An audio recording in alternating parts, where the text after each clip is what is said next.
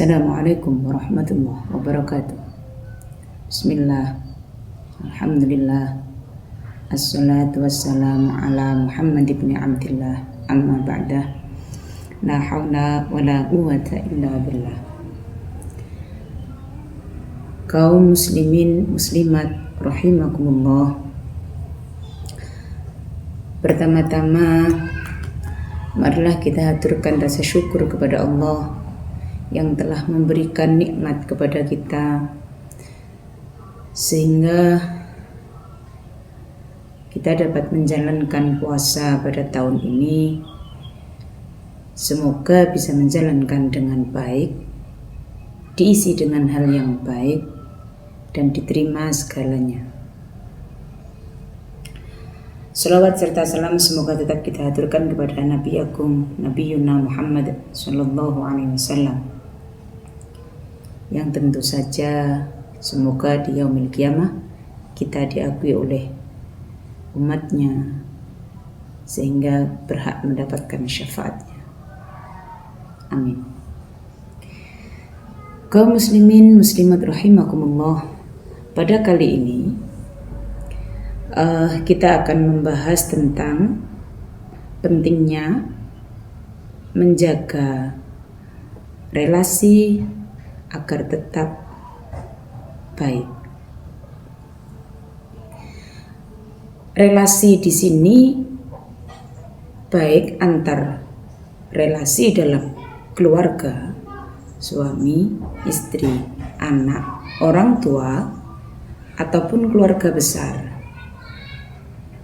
Juga relasi antar sesama manusia dalam lingkungan masyarakat kita. Kenapa itu penting dijaga kelestariannya? Karena memang secara kodrati, secara takdir ilahiyah, manusia mempunyai sifat sosial. Kita sebagai manusia adalah makhluk sosial yang pasti dalam kehidupan sehari-harinya membutuhkan pertolongan orang lain.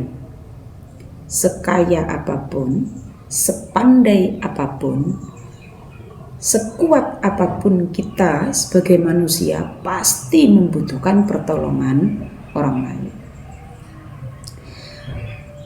Maka dari itu kaum muslimin muslimat rahimakumullah dimanapun Anda berada, bagaimana kemudian caranya agar relasi yang kita miliki itu bisa tetap terjalin dengan baik? Paling tidak ada 3 hal yang harus kita perhatikan. Yang pertama adalah prinsip halalan. Dalam membangun relasi dengan sesama manusia, prinsip yang harus kita pakai pertama kali adalah halalan. Hubungan apapun kita dengan tetangga semisal, tentu dalam berhubungan, baik itu hubungan muamalah terutama, itu harus berdasarkan prinsip halal. Dengan saudara pun begitu. Ketika kita sudah terbiasa, contoh nih semisal kita sudah terlanjur punya hubungan baik dengan tetangga kita, kemudian kita membutuhkan suatu saat mungkin kita membutuhkan hal sepele, walaupun hal sepele. Ibu-ibu biasa kalau sore mau masak di bulan Ramadan, kemudian butuh daun, entah itu daun salam atau daun jeruk. Kalau tidak kita pegang prinsip halalan, ini lama-lama menjadi kebiasaan tanpa pamit, lama-lama menjadi kebiasaan tanpa permisi. Ini akan memicu terjadi ketidakharmonisan. Maka halal itu harus. Kemudian yang kedua, halal saja tidak cukup. Halalan saja tidak cukup. Masuk kategori yang kedua yaitu thayyiban. Prinsipnya harus baik. Halal juga harus baik. Artinya begini, lanjutkan tadi, yang tadi minta daun salam, ya harus pamit, izin sama yang punya. Baik itu artinya berarti kita bisa membaca situasi. Apakah ketika mungkin di siang hari jam 12 tonggone sedang istirahat, kemudian kita paksa untuk gedor pintu, mau pamit, mau izin untuk minta daun salam. Apakah itu thayyiban? Padahal kita tahu tetangga kita sedang istirahat. Nah, halal, thayyib. Halal juga baik. Atau yang mudah untuk difahami begini. Kita semua tahu daging kambing itu kalau disembelih gitu nggih, kalau disembelih dengan benar maka hukumnya halal. Nah, kalau diolah menjadi sate, menjadi gulai, thayyib tidak, belum tentu. Nah, kalau sudah basi, halalnya iya halal, tapi apakah thayyib? Apakah itu halal? Enggak. Tapi apakah gizinya masih ada? Nah, itu harus thayyiban. Maka halal juga mendatangkan kebaikan.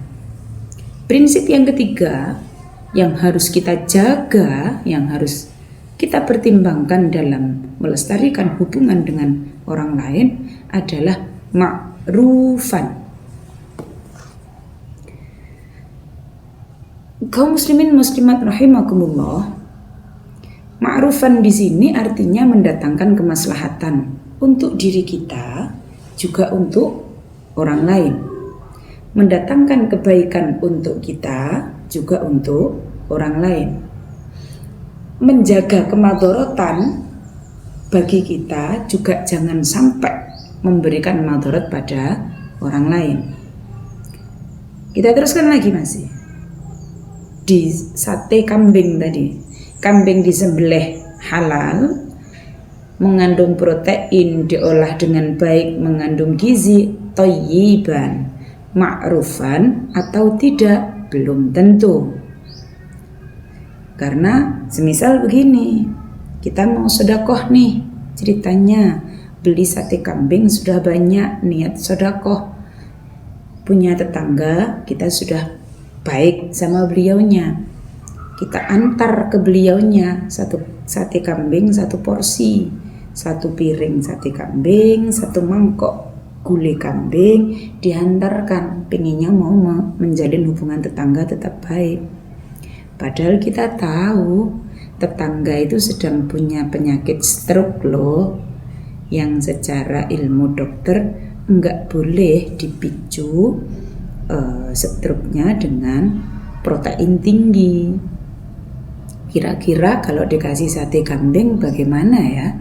Nah, ma'rufan dan tidak, ya begini contohnya. Kalau sudah tahu tetangganya itu punya penyakit stroke, ya jangan dikasih sate kambing. Halal, iya. Thayyiban, gizinya bagus. Ma'rufan, belum tentu.